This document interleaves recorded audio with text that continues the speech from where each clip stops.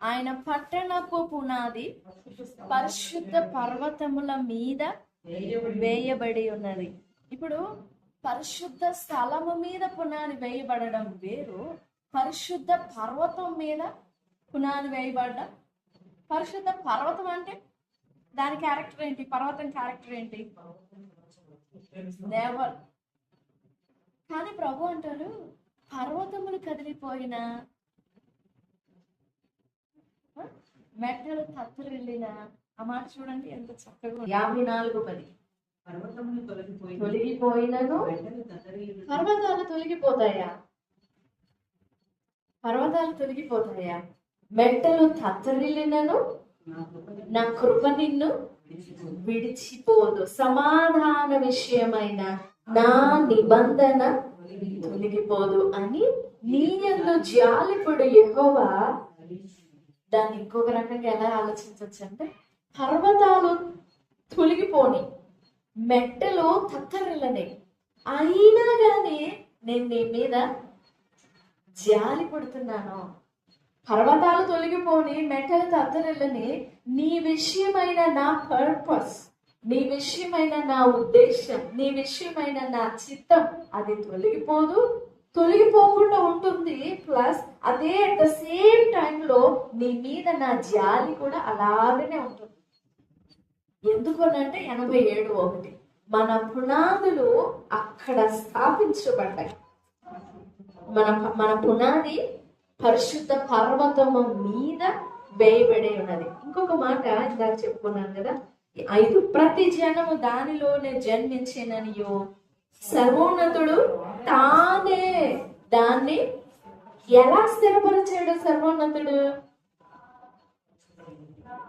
ఈ మాంసమా మట్టిలో కలిసిపోద్ది, ఈ రక్తమా ఖచ్చితంగా మట్టిలో కలిసిపోద్ది, ఈ ఆత్మ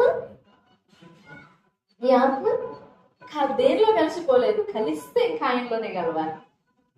గాల్లో ఆవిరైపోవడం, గాల్లో కలిసిపోవడం, దుమ్ములో కలిసిపోవడం అలాంటిది ఏం లేదు. ఈ ఆత్మ సరాసరి కొని ఊదాడు నాసికారంధ్రములలో, ఆయన దగ్గరికి చేరాలి. అంటే మన ప్రాణము, మన జీవితము ఎంత ఖండితముగా, ఎంత ఖచ్చితముగా స్థిరపరిచాడు చూడండి దేవుడు. కోరహ కుమారులు అదే రాసుకున్నారు, అది వాళ్ళదే కీర్తన. భూమి నోరు తెరుచుకొని వస్తా ఉంది, పరిగెడుతూ వస్తా ఉంది. ఎందుకంటే కోరాహు ప్లస్ అబీరాము దాతానులో దేవుడు నియమించిన దైవజనుని మీద, దేవుని నియమం మీద, దేవుని ఏర్పాటు మీద, దేవుని సంకల్పం ఉద్దేశం మీద, దేవుని జ్ఞానం మీద చేపడ్డారు. మీరేనా సేవకులు? మీ కాదా? మేము కూడా ఇదే వంశం కదా, మేము కూడా ఇదే గోత్రం కదా, మేమెందుకు కామో పరిశుద్ధులము? మీరేనా పరిశుద్ధులు? అంటే దేవునికి అసలు ఎంత కోపం వచ్చిందో. నా సేవకుడిని పట్టుకొని మీరు ఈ మాటలు మాట్లాడతారా? నువ్వు సైడ్కి అయిపో అన్నాడు దేవుడు. మోషే కూడా సైడ్ అయిపోయాడు. ప్లస్ మోషేని అడిగాడు, ఇదిగో వీరికి సామాన్యమైన మరణం వస్తే నా పేరు భూమి మీద నుంచి గుడి చేసే అంటాడు. ఎందుకనంటే వారు నీ ఏర్పాటుని సందేహించారు. సో ఎప్పుడు కూడా దేవుని ఏర్పాటుని సందేహించు, దేవుని చిత్తాన్ని ఎప్పుడు కూడా డౌట్ పడవద్దు, దేవుని సంకల్పాన్ని ఎప్పుడు కూడా సందేహించు. నీకు అర్థం కాలేదా? ఒప్పుకో దేవుని దగ్గర, దేవా నేను అర్థం చేసుకోలేకపోతున్నాను, క్షమించు. అంతేగాని తప్పు పడవద్దు. ఇది ఎలా జరుగుతుంది, అయినా కానీ ఇది ఎలా జరుగుతుందని సందేహం రానివద్దు దేవుని ఆలోచనలకి. దేవుని ఆలోచనల మీద మనం ఎన్నడూ గర్వించుకోవడం. అలా గర్వించే వారు భూమి చెందని రింగు భయపడ్డారు. భూమికి ఎంత కోపం వచ్చిందో మోషే మాట్లాడగానే, భూమి కూడా మోషే మాటలకి సపోర్ట్ ఇచ్చింది. భూమి నోరు తెచ్చుకొని కోరాహు, అబీరాము, దాతాను వాళ్ళకి సంబంధించిన మనుషులు, కుటుంబము, వాళ్ళకి సంబంధించిన పశువులు, వాళ్ళకి సంబంధించిన గుడారాలు, సంపద, అసలు వారి పేరే భూమి మీద లేకుండా పూర్తిగా మృంగేసిందంట. తుడిచేయడం కాదు, మృంగేసిందంట ఆ మాట.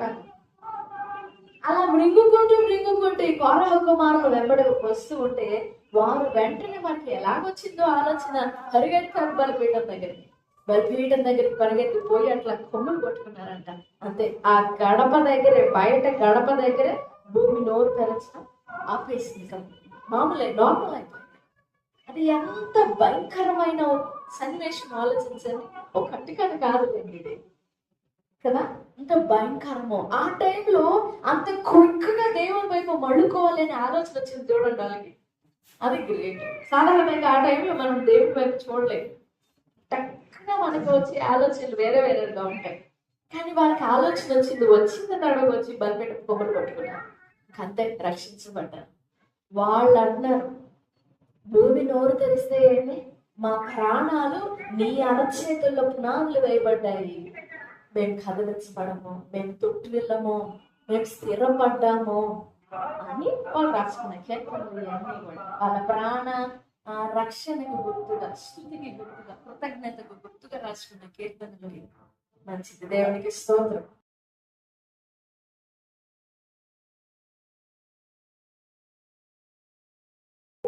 మన ప్రాణాలు కూడా అలా స్థిరపరచబడాలి, అలా స్థిరపరచుకోవాలి. దేవుడు స్థిరపరచుకుంటాడు, కానీ దేవుడు స్థిరపరిచిన దానిని దేవుని దృష్టిలో నుండి తొలగించుకునే ప్రయత్నాలు చేస్తాం మనం. సౌలులాగా, కయీనులాగా, ఇంకా చాలా మంది ఉన్నారు. అలా తొలగించుకుంటాం మనం. సదాకాలము నిన్ను గురించి నిర్ణయించి ఉండేను, కానీ నువ్వు దాన్ని నిలుపుకోలేదు.